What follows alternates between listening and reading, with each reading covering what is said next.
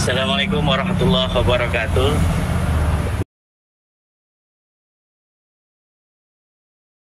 Alhamdulillah kita masih bisa bertemu kembali di dalam podcast.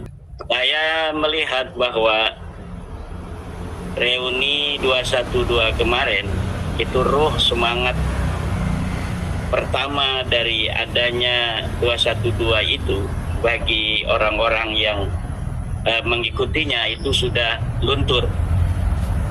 Jadi reuni 212 ini, itu kan kembali, uni menyatu, itu sudah tidak bisa lagi disebut reuni 212. Tetapi sekarang ini nampak bahwa ini adalah upaya penunjukan para khilafah, para pengusung khilafah untuk menunjukkan diri bahwa mereka masih eksis. HTI yang telah dibubarkan oleh Presiden Joko Widodo ini menunjukkan mereka ingin menunjukkan bahwa mereka masih eksis. Jadi lebih acara kemarin adalah acara HTI dibanding acara 212 yang representasi dari berbagai macam elemen di masa lalu itu. Jadi ini penegasan terhadap negara bahwa kami masih ada loh. Walaupun HTI telah dibubarkan atau para pengusung khilafah yang lain selain HTI yang ingin menegakkan agama Islam versi mereka di dalam formalitas sebagai negara, ini masih eksis. Dan ini negara harus hati-hati. Negara harus waspada bahwa walaupun kekuatan-kekuatan itu sudah semakin mengecil, bahkan nyaris tidak ada, tetapi ideologi itu masih ada dan ex-HTI itu masih ada. Kenapa? Karena HTI itu waktu dibubarkan kan relatif masih muda, Mas Rifki. Jadi orang-orang yang masih muda-muda itu di bawah 50 tahun.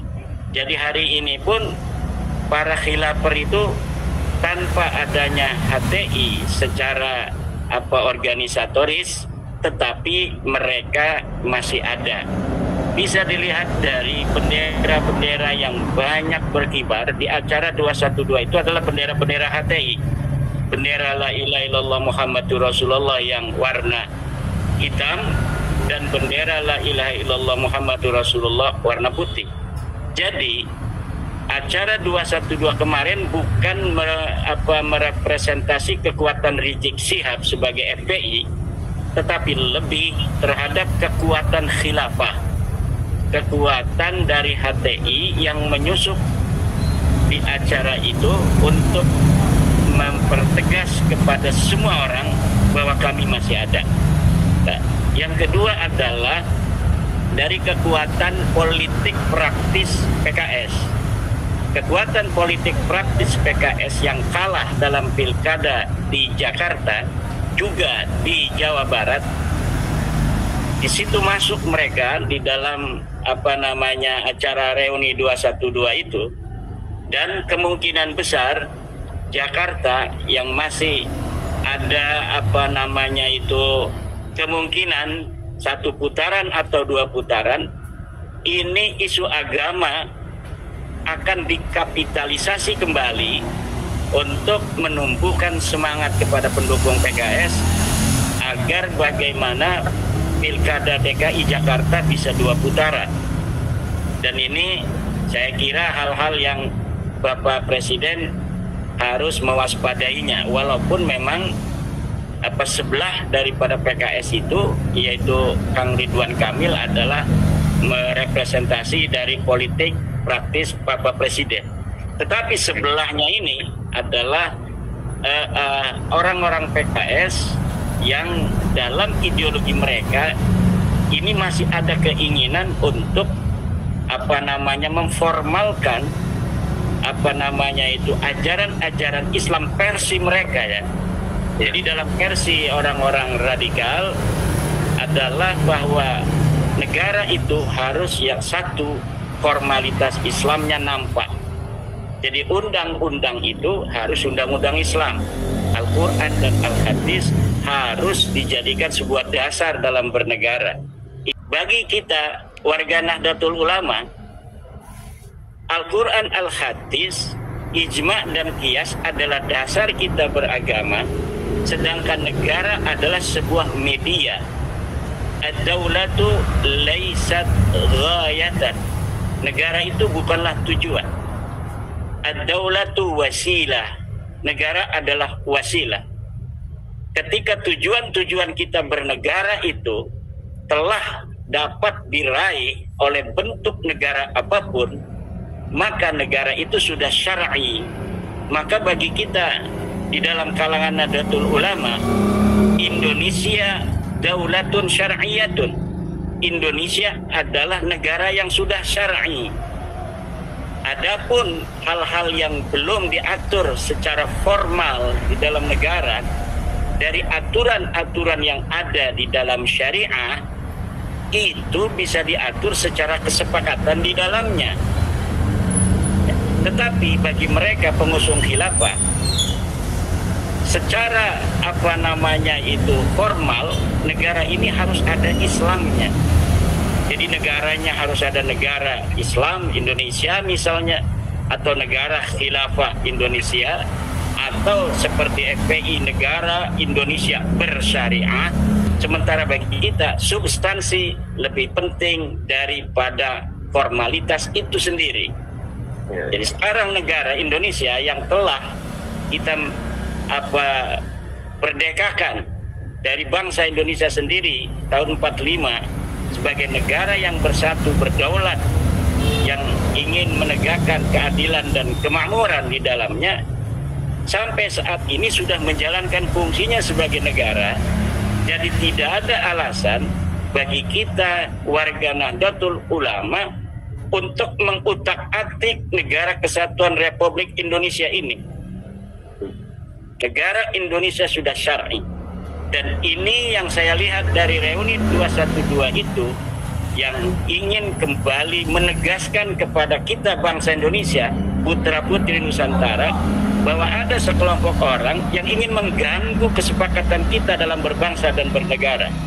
Ada sekelompok komunitas yang ingin mengacak-ngacak negara kita atas nama Islam. Islam agama kita. Kita harus mengerjakan seluruh apa yang diperintahkan Allah. Itu adalah takwa, dan meninggalkan seluruh larangannya. Kemudian negara, di mana negara itu tujuan utamanya adalah limasalihid dunya waddin, untuk kemaslahatan keduniaan dan kemaslahatan agama. Ini dua tujuan utama bernegara ini sudah dilaksanakan oleh NKRI. Maka apalagi urusan mereka ingin mengotak-ngatik NKRI demi tujuan-tujuan madhabi. Jadi kita sebut saja tujuan-tujuan madhabi. Kenapa? Karena pengertian bahwa negara harus berbentuk syariah dengan nama syariah itu adalah sebuah tafsir keagamaan, bukan ajaran keagamaan. Kalau mereka memahami sejarah Rasulullah Muhammad SAW di Madinah, apakah Nabi Muhammad itu menamai Madinah sebagai ad-daulah asy-syar'iyyah al-madaniyah? Tidak. Tetapi negara itu dibiarkan berbentuk di dalam bagaimana bentuk negara yang dikenal pada saat itu. Kemudian syariatnya dijalankan oleh bangsa itu yang ada di dalam negara, tanpa harus formal bahwa ini bentuknya adalah bentuk negara Islam. Bahwa reuni 212 kemarin adalah reuninya para khilafah, orang-orang yang pengasong khilafah yang ingin mengganti Pancasila.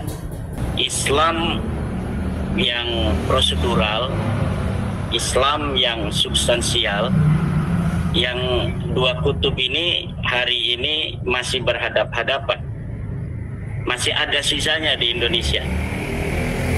Kemudian Islam yang prosedural yang hari ini masih diperjuangkan oleh HTI, ex-HTI, ex-EPI dan lain sebagainya, itu secara kelembagaan bisa dibubarkan, tapi dalam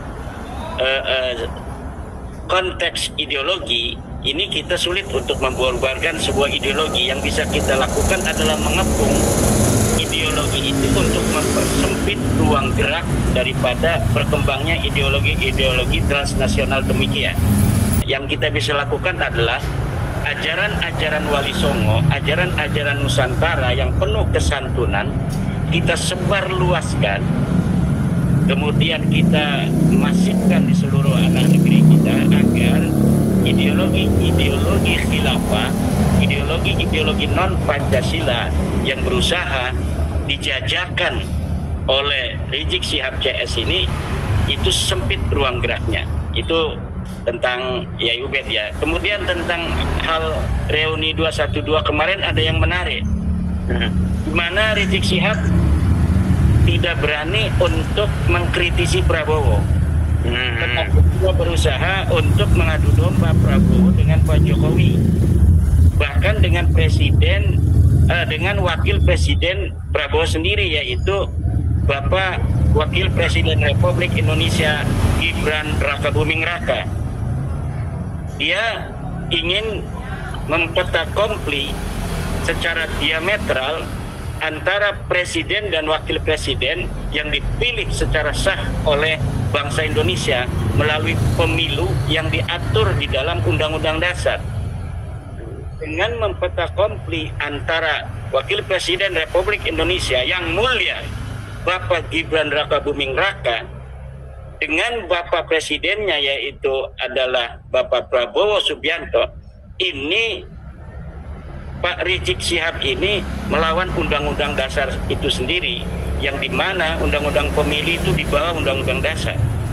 Oleh karena itu, usaha adu domba ini berbahaya bagi perjalanan 5 tahun ke depan negara dan bangsa Indonesia, di mana kita telah bersepakat melalui pemilu.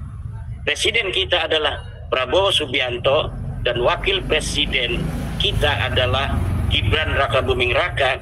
Keduanya adalah Dwi Tunggal yang dipilih secara demokratis oleh bangsa Indonesia, yang harus dijaga kemuliaannya, yang harus dijaga kehormatannya oleh seluruh bangsa Indonesia yang secara mayoritas telah memberikan hak pilihnya dan mengangkat secara undang-undang dan undang-undang dasar mereka berdua sebagai pemimpin kita 5 tahun yang akan datang.